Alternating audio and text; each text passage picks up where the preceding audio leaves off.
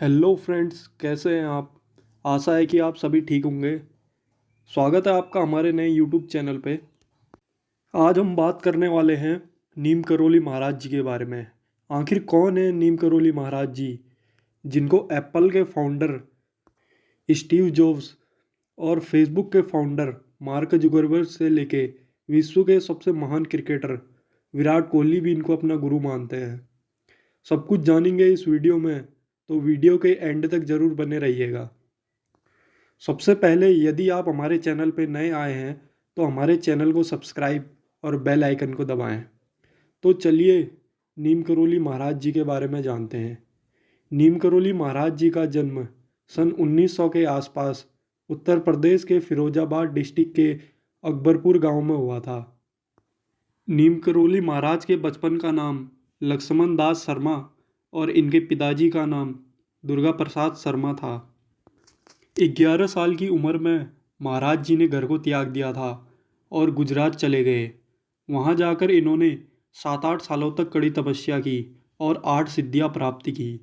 8 सिद्धियाँ प्राप्त करना, जो व्यक्ति सिद्धियाँ प्राप्त कर लेता है वो सृष्टि को अपने हाथों से चला सकता है। सिद्धियाँ प्राप्त करना बहुत मुश्किल का काम होता है। इन्हें कई नामों से भी जाना जाता है, जैसे हांडी वाले बाबा, तिकोनिया बाबा और चमत्कारी बाबा जैसे कई नामों से इन्हें जाना जाता है। बात करीब 1940 के आसपास की है। भारत का एक राज्य है उत्तराखंड, जिसे देवभूमि यानी देवताओं की भूमि के नाम से जाना जाता है। इसी राज्य में एक नैनीताल जिला है। नैनीताल जिले में एक ऐसी जगह है जिसे कैंची धाम के नाम से जाना जाता है। नीम करोली महाराज जी चलते चलते इसी जगह पर पहुंच जाते हैं और सड़क के किनारे बैठ जाते हैं। उन्हें थोड़ी दूरी पर एक आदमी दिखाई देता है जिसका नाम पूरन होता है। महाराज जी उसको उसके नाम से बुलाते हैं। महाराज जी के मुंह से अपना नाम सुनकर वो आदमी एकदम से सन्न रह जाता है, क्योंकि उस आदमी ने महाराज जी को पहले कभी नहीं देखा था। वो आदमी तुरंत महाराज जी के पास जाता है और उनसे कहता है, आप कौन हैं और आप मुझे कैसे जानते हैं। तब महाराज जी कहते हैं, मैं आपको आज से नहीं बल्कि जन्मों से जानता हूँ। फिर महाराज जी कहते हैं, इस बात को छोड़िए, सबसे पहले आप मेरे लिए भोजन लेकर आइए, मुझे बहुत भूख लगी है। वो आदमी तुरंत महाराज जी के लिए अपने घर से भोजन लेकर आता है। वो महाराज जी भोजन करने के बाद उस आदमी से कहते हैं, गांव के और लोगों को भी लेके आइए। जब गांव के कुछ लोग आते हैं तो महाराज जी उनसे कहते हैं, नदी के उस पार जंगल पर जो पत्थर है उसकी खुदाई करो, उसके पीछे गुफा है। पहले तो गांव के लोग खुदाई करने के लिए मना कर देते हैं, लेकिन जब उस पत्थर के पीछे की खुदाई की गई तो गांव के सभी लोग आश्चर्यचकित हो गए, क्योंकि उस पत्थर के पीछे वास्तव में गुफा थी। फिर बाबा जी ने बताया कि गुफा के अंदर हवन और चिमटा भी है, जिसे देखकर ऐसा लग रहा था ये कोई पुरानी जगह है। फिर बाबा जी ने गांव के लोगों को बताया ये हनुमान जी की जगह है और यहाँ पर हनुमान जी को विराजमान किया जाए। उसके बाद गांव वालों ने पास में ही बहने वाली नदी से उस जगह का शुद्धिकरण किया और हनुमान जी को उस जगह पर विराजमान किया। उसके बाद ये बात गांव से दूर दूर तक फैलने लगी और यहाँ दिन प्रतिदिन भक्तों की भीड़ बढ़ने लगी। आज यहाँ देश ही नहीं बल्कि विदेशों से भी लोग इनके दर्शन करने आते हैं। यदि बात करें एप्पल के संस्थापक स्टीव जॉब्स की, तो स्टीव जॉब्स जब बेरोजगार थे वो भारत आए, तब उन्होंने कैंची धाम आकर महाराज जी के दर्शन किए। उसके बाद जैसे ही वो वापस अमेरिका गए, उनके दिमाग में ऐसे ऐसे क्रिएटिव आइडियाज़ आए कि उन्होंने एप्पल जैसी बड़ी कंपनी का निर्माण किया। स्टीव जॉब्स खुद ये दावा करते हैं कि एप्पल कंपनी नीम करोली महाराज जी के आशीर्वाद से ही चली है, जिसका उन्होंने कई इंटरव्यूज़ में जिक्र भी किया है। तो वही बात करें फेसबुक के मालिक मार्क जुकरबर्ग की। मार्क जुकरबर्ग ने जब फेसबुक का निर्माण किया, कई सालों तक ये कंपनी चली नहीं और इस कंपनी की नीलामी चल रही थी। वहीं मार्क जुकरबर्ग परेशान होकर स्टीव जॉब्स के पास जाते हैं और अपनी समस्या बताते हैं। स्टीव जॉब्स ने उन्हें चमत्कारी बाबा नीम करोली महाराज जी के बारे में बताया और कैंची धाम जाने का अनुरोध किया। जैसे ही मार्क जुकरबर्ग कैंची धाम आए और महाराज जी के दर्शन किए, उसके तुरंत बाद फेसबुक ने दिन दोगुनी और रात चौगुनी तरक्की कर दी और आज फेसबुक किस स्थान पर है ये तो आप सभी जानते हैं। वहीं हम बात करें भारतीय क्रिकेटर, महान बल्लेबाज जिन्हें चेस मास्टर के नाम से जाना जाता है, विराट कोहली की, तो एक समय ऐसा चल रहा था जब विराट कोहली काफ़ी बुरे समय से गुजर रहे थे। वो किसी भी मैच में टिक नहीं रहे थे। उसके बाद उन्होंने कैंची धाम आकर नीम करोली महाराज जी के दर्शन किए। उसके तुरंत बाद उन्होंने अगले ही मैच में शतक मार दिया और कुछ ही समय बाद वो विश्व के दूसरे नंबर के सबसे महान क्रिकेटर बन गए।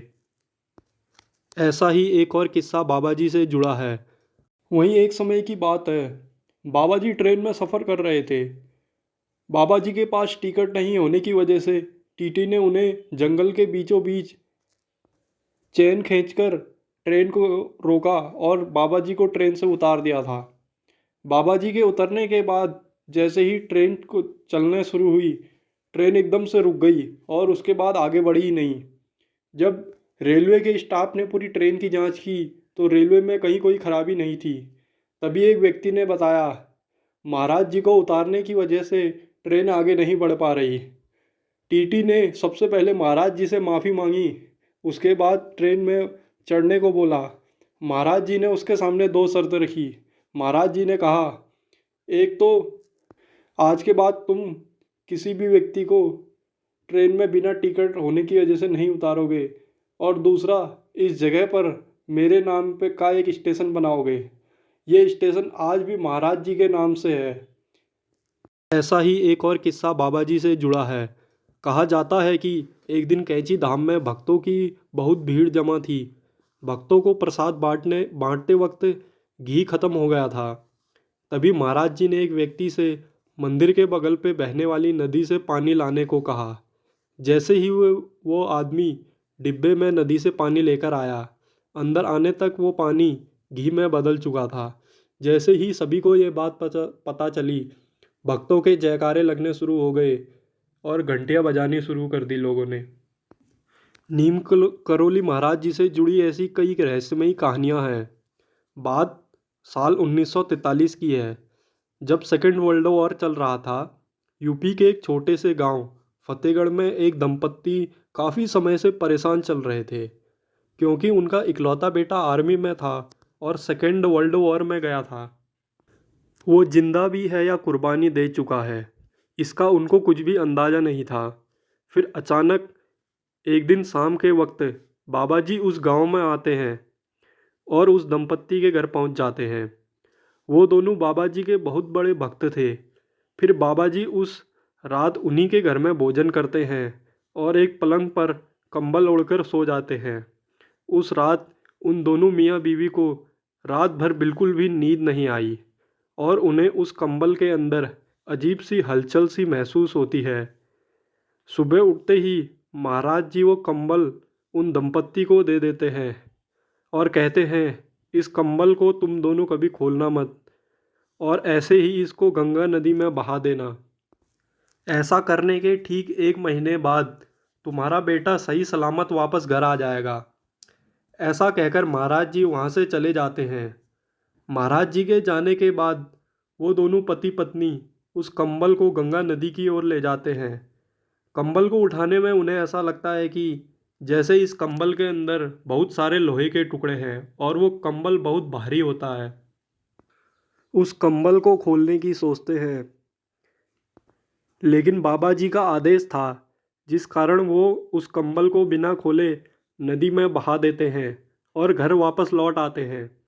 इसके ठीक 1 महीने बाद इनका इकलौता बेटा सही सलामत वापस घर आ जाता है और वो अपने माँ बाप को बताता है, आज से ठीक 1 महीने पहले जापानी सैनिकों ने उनके ऊपर अंधाधुंध फायरिंग कर दी थी। रात भर कई गोलियां चली, उसके अगल बगल दाएं बाएं से गोलियां गई। उसके सभी साथी मारे गए, लेकिन वो बच निकला। जैसे ही उसने ये बात अपने घर वालों को बताई, उनको एहसास हो गया, आज से ठीक 1 महीने पहले महाराज जी जब उनके घर आए थे, रात में कंबल के अंदर जो कुछ हो रहा था वो उनके बेटे के साथ हो रहा था। तब से वो दोनों महाराज जी को अपना गुरु मानने लगे और महाराज जी की भक्ति करने लगे। महाराज जी से ऐसी कई महाराज जी से जुड़ी ऐसी कई रहस्यमयी कहानियाँ हैं जिनको आज तक वैज्ञानिक भी नहीं सुलझा पाए। इनके नाम पर लगभग 100 मंदिर और 2 मेन आश्रम हैं, एक वृंदावन और एक कैंची धाम में। अंत में 11 सितंबर 1973 को महाराज जी का स्वर्गवास हो गया था। कहा जाता है कि जब वो हॉस्पिटल में थे, डॉक्टर्स ने उन्हें बहुत बचाने की कोशिश की थी। उन्हें ऑक्सीजन लगाया और कई इंजेक्शन भी लगाए, परंतु उन्होंने ऑक्सीजन निकालकर खुद अपने हाथों से फेंक दिया और डॉक्टर से कहा, अब मेरा समाधि लेने का वक्त आ गया है, आप मुझे गंगा जल दीजिए। जैसे ही डॉक्टर ने उनको गंगा जल दिया, ओम जय जगदीश हरे का यही जप रहे थे, उसके बाद समाधि में लीन हो गए। दोस्तों, आपको महाराज जी की ये वीडियो कैसी लगी कमेंट में बताएं और महाराज जी का एक जयकारा ज़रूर लगाएं। ऐसे ही नई नई वीडियोस देखने के लिए हमारे चैनल को सब्सक्राइब और बेल आइकन दबाएं। तो मिलेंगे अब नेक्स्ट वीडियो में।